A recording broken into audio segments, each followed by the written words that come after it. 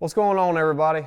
It's good to see all y'all again. It's been a while since I've put any content out there, so it's good to be back up here at Grafton Archery to put some more content out there for y'all. So let's go ahead and jump on into what I'm doing on this video. Just a few days ago, Hoyt decided to release two new bows, one of which we don't have here in the shop yet, but the one we do have is the new Torrex, which you can see right there. That's what the limbs on that thing looks like. But this is their new Torrex, and then you're going to have the Torrex XT, I think. It's either XT or XR that they're going to have out as well.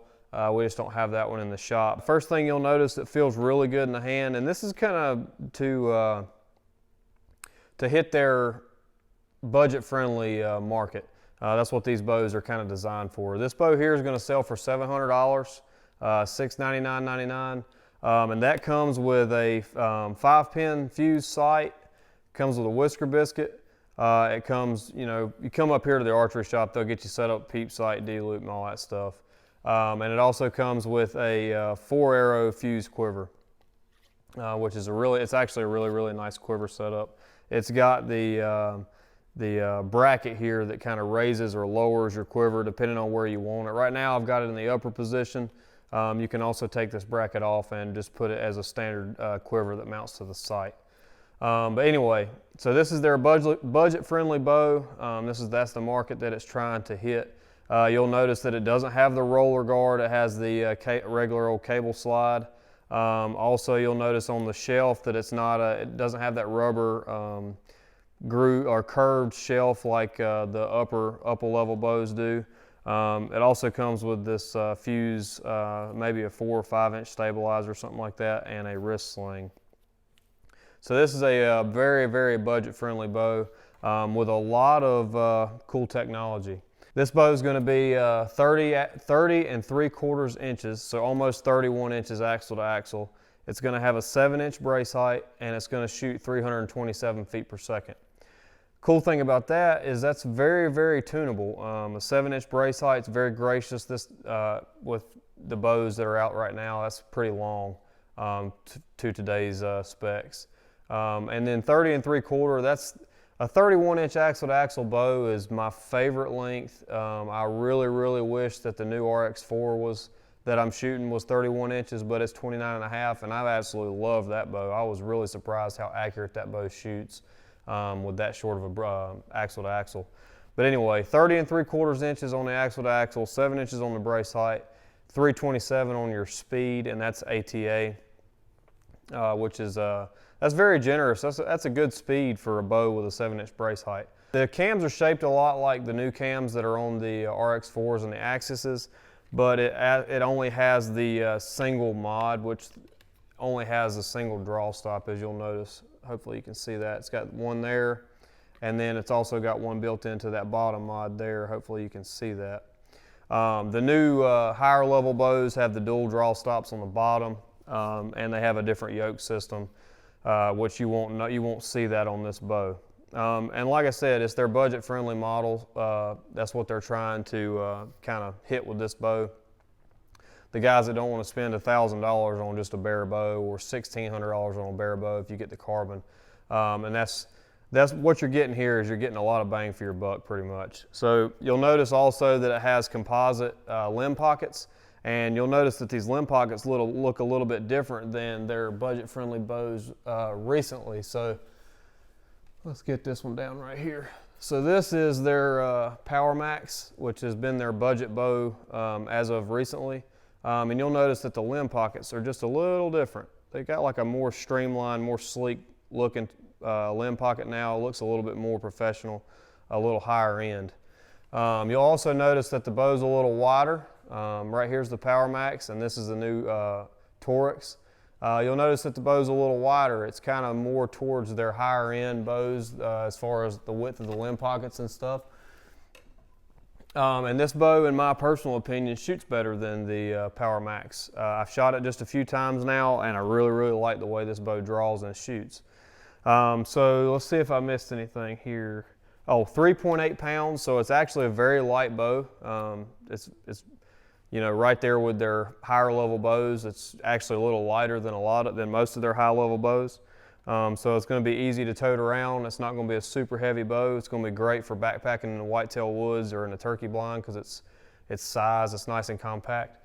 And it also comes, let me go ahead and tell you about the draw length. Draw length is adjustable on these modules anywhere from 26 to 30 inches. Right now I've got this bow set at 27.5 inches, which is what I'm shooting on my RX4.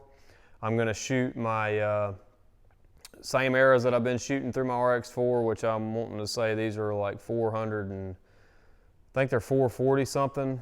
I'll weigh one right here in a minute and just double check. I can't remember the exact weight on them. I think they're around 441. But anyway, these are the Easton Axis match grades, the 340s.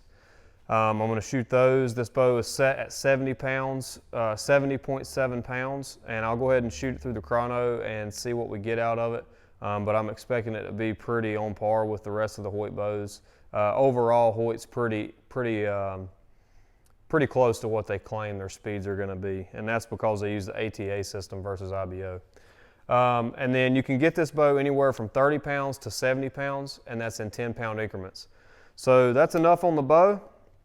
As you can see, it's a very good looking bow, nice and slick, very good fit and finish for the price range that it's in. You can see the quiver there. It's a nice, very nice quiver. This is an aluminum quiver. It's not plastic. The top is plastic, but everything else is aluminum. You can see your sight there. Very nice for a sight that comes on a bow. You can see right there, good pins. They look like to me that they are probably 19 thousandths pins, if I had to guess. That's what it looks like.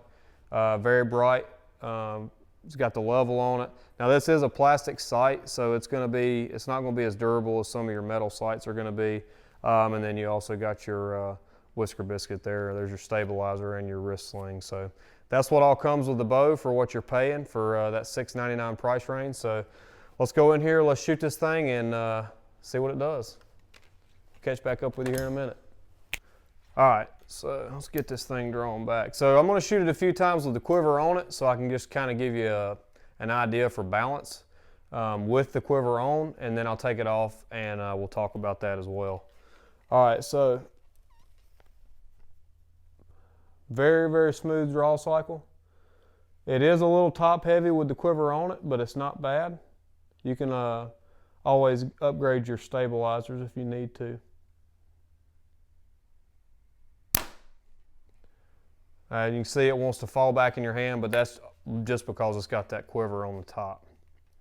And like I said, I would definitely recommend, if you're planning on shooting with the quiver on, to go ahead and upgrade your stabilizer setup over the one that's already on it.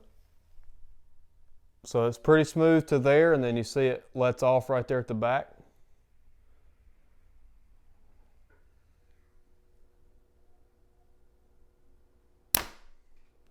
There is a little bit of vibration, but there's almost no hand shock. I'm actually very, very surprised. This, in my personal opinion, this bow has less hand shock than the Maxxis does. Let's give it one more shot. So it's stiff on the front, and then it's very, very smooth through the cycle, and then it drops off right at the end. It's a very good shooting bow. So let me take the quiver off, pull my arrows, and we'll shoot 3 more shots through it. And then I'll get the chrono, and I'll let you know what it shoots through the chrono.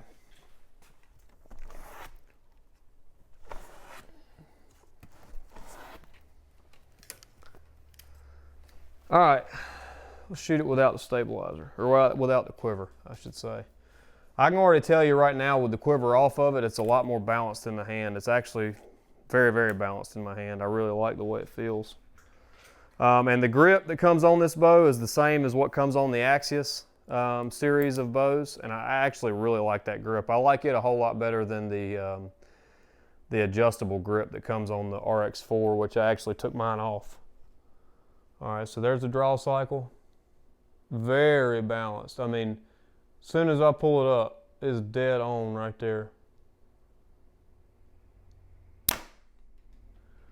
Almost no hand shock whatsoever, just a little bit of vibration in the shot, but no hand shock on the actual shot itself.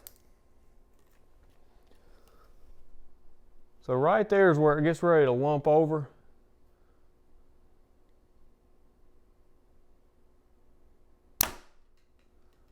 I really like the way this bow shoots. For the price point that this bow's at, it's going to be hard to beat this thing.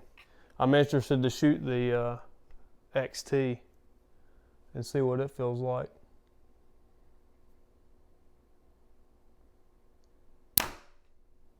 That's a good shooting bow, y'all. I'm telling you, I really like this Torrex so far. For the price point this bow's at, it's going to be really, really hard to beat. So let me go ahead and get the chrono. I'll shoot through it, and then I'll catch you back here in just a minute. All right, so just shot this new Torrex through the chrono, and I was actually very impressed. This bow is definitely on par with the upper level bows as far as retaining speed that they say that this bow is going to shoot. So rated at 327, shooting this at 70.7 pounds, 27.5 inch draw with a 440 grain Easton Axis match grade. This bow actually shot 262 feet a second average between 3 shots. Now, just for reference, my personal RX4 shooting at 74 pounds, same arrow, same draw length, is rated at 342 feet per second and actually shot 285 feet per second. So as you can see, the amount of difference between what it's claimed to shoot at 30 inches versus what it actually shoots at my draw length is reasonably about the same between this bow as it is with the $1,600 carbon bow. So that's impressive. So just to round this video up, if you're in the market for a budget conscious bow, not a cheap bow by any means, this thing has a lot of good technology in it for the price for sure. Just think 5 years ago this would have been a top of the line bow. Right now we're considering it a budget conscious bow, but 5 years ago this would have been top of the line. Maybe 6 years ago, something like that, this would have been top of the line bow. So that being said, I was really impressed with this bow. Had just a little bit of vibration after the shot. The actual shot itself was pretty well dead in the hand. So that was impressive. I like the balance of the bow, and I like the weight of the bow, and I like the kit that it comes with. I mean, this is a nice quiver here for the price of what it comes with. This bow comes with a lot of awesome stuff. Like I said, it's got a plastic sight, which, you know, it's not as durable, but the pins on this sight are very bright. Look like they're very well made.